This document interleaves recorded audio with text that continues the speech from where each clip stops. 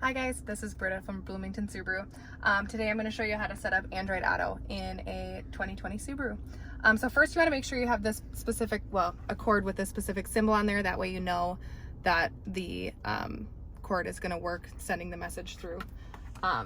So we want to hook it up to our phone and then plug it in right down here. We're in an Ascent in this vehicle, in this video.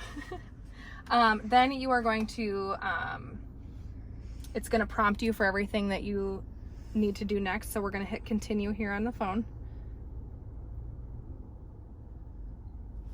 Continue. Here it is prompting me to allow messages. I'm going to hit allow.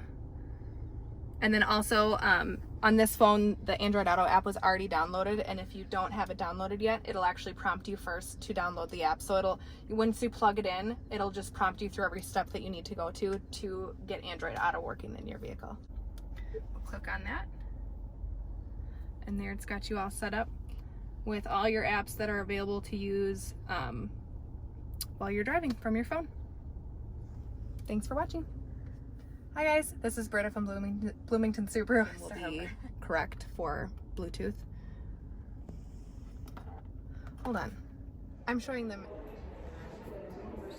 testing out the selfie stick.